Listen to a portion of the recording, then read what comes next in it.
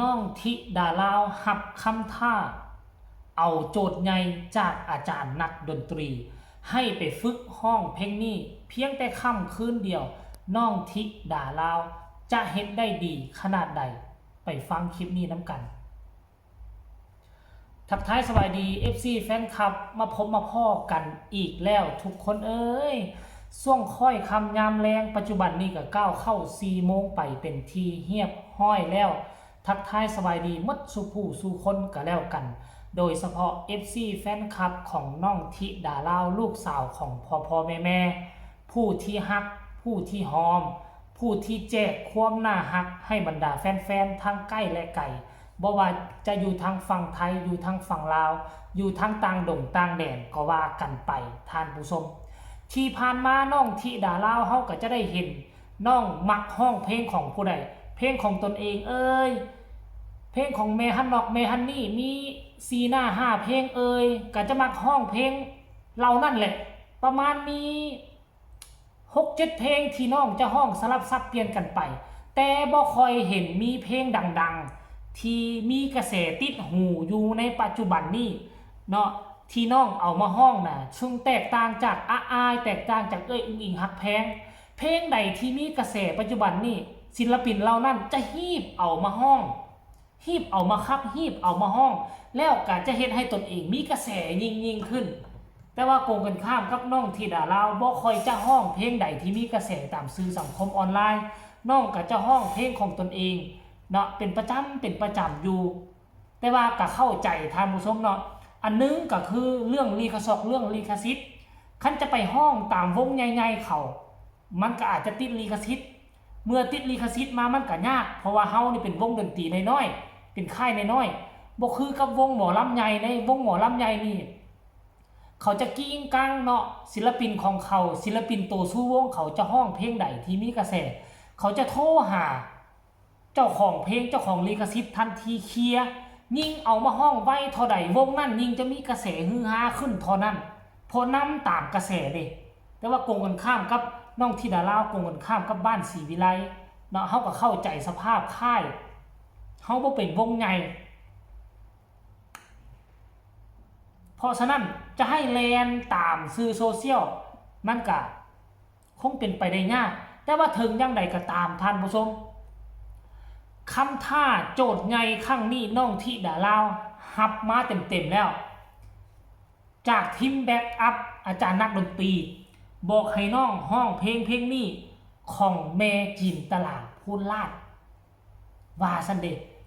ส่วนน้องจะเฮ็ดได้แนวใดนั่นอยากให้ทุกคนไปชมคลิปนี้ซะเนาะเพราะว่าน้องหับคำท่ามามือก่อนบ่แล้วมือวานนี่ค่ำคืนมือวานนี่คืนเดียวน้องซ้อมเรียบร้อยแล้วมือนี่น้องมาทดสอบห้องให้บรรดาพ่อแม่ FC แฟนคลับฟังซึ่งน้องโพสต์คลิปในรอบหลายเดือนก็ว่าแม่นในช่องของน้องเองปัจจุบันนี้ยอดวิวคนไปเบิ่งก็เป็น1,000 กว่าแล้วเอาลง3 ชั่วโมงท่านผู้ชม FC แฟนคลับรายละเอียดให้ทุกคนไปชมคลิปนี้น้ำกันซะแล้วจังมาพ้อกันในช่วงต่อไปชมพร้อมๆกันเลยตอนนี้นะคะเจอกันครับน้องธิดาลาวอยู่ในขอกงัวนะคะอยู่ต้นชมพูค่ะตอนนี้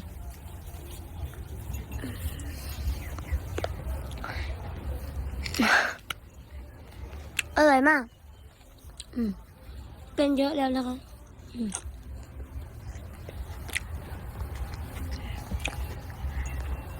น้องธิดาลาวกะบ่ได้ลงคลิปมาหลายมือแล้วนะคะก็ยันมาพ่อแม่สิกินหอยนั่นหรอกว่าก็เลยจะมาถ่ายให้พ่อแม่ได้ดูนะคะ วันนี้นะคะน้องธิดาลาวได้รับโจทย์มาปกติมีแต่สั่งอาจารย์นักดนตรีนะคะวันนี้อาจารย์นักดนตรีสั่งกราฟเลยค่ะทีมแบ็คเลยค่ะวงเก่าละทีมแบ็คอาจารย์นักดนตรีเพื่อนว่า ให้ซ้อมเพลงอ๋อยังพี่น้องธิดาลาวกะหัวแต่เคยฟังค่ะซ้อมเมื่อคืนนี่ค่ะพี่น้องมันกระทวนจัก2-3 รอบนะคะกระบอกหูว่ามันสิถือหรือบอลนะคะกะอาจสิมีผิดพลาดแน่นะคะเพราะว่าหัวแต่ซ้อมค่ะ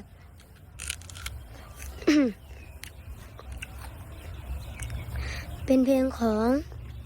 แม่จินตลาภูลาภนะคะ มันกำลังดังๆอยู่ค่ะในตอนนี้มาน้องธิดาเล่าสิลองให้พ่อแม่ได้ฟังจนจบเพลงค่ะผิดพลาดประกันเลยค่ะขอโทษขออภัยพ่อแม่พี่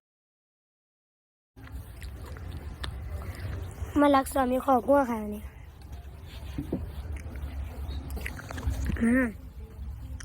อ๋อยัง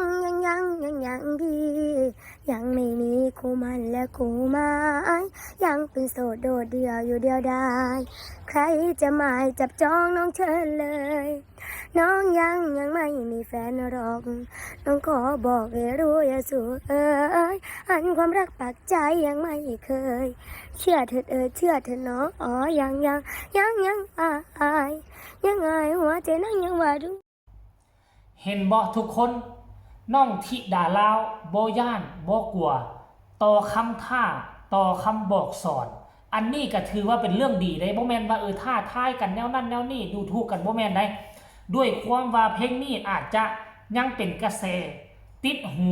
ค่อยไปเบิ่งเสียงที่6ยามใดก็ได้ยินอ้ายห้องเพลงนี้ห้องยามใด FC แฟนคลับอยู่เทิงเวทีก็ฟ้อนกันไปเศร้าๆถึงแม้นว่าจะเป็นเพลงเก่าแต่ว่ามันกลับคืนมามีกระแสผู้ใดไหวพริบดีศิลปินคนใดไหวพริบดีวงหมอลำวงใดไหวพริบดีวงหมอลำวงนั้นก็จะติดกระแสก็จะเป็นกระแสอยู่ในสื่อสังคมโซเชียลเป็นแบบนี้นะเพราะฉะนั้นแล้วน้องอ้ายขั้นอยากโด่งอยากดังขออภัยน้องธิดาลาวขั้นอยากโด่งอยากดังอยากนำให้มันติดกระแสติดเทรนด์เนาะกระจงสังเกตสื่อสังคมโซเชียลว่าปัจจุบันนี้เพลงของศิลปินคนใดกำลังมาแห้งเพลงเก่าของศิลปินคนใดกำลังเป็นข่าวกำลังเฮ็ดให้กลับขึ้นมาโด่งดังก็ฮีบฝึกฮีบซองฮีบท่องเนื้อแล้วก็เอาไปห้องซึ่งครั้งนี้อาจารย์นักดนตรีก็มองว่าเพลงนี้กำลังเป็นกระแสให้น้องธิดาลาวห้องมันคงจะ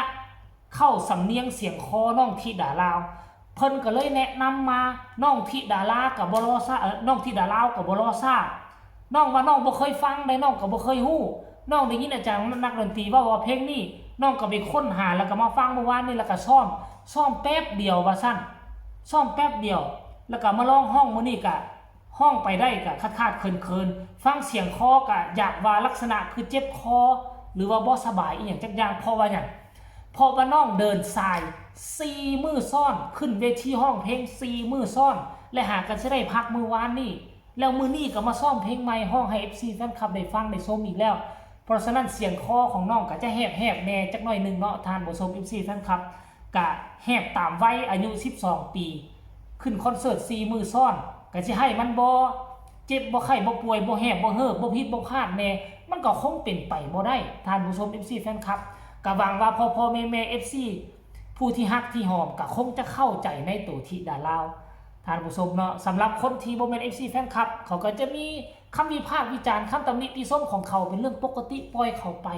เอาสำหรับคลิปนี้ก็น่าจะฝากฝังเอาไว้สำนี้ก็แล้วกันฝากกดไลค์กดแชร์กดติดตามที่สำคัญอย่ากดข้ามโฆษณาผู้ใดมีคำตำหนิติชมคำคิดคำเห็นส่งข่าวมาได้ทางใต้คอมเมนต์สำหรับคลิปนี้ลาทานผู้ชมไปเพียงสำนี้สวัสดี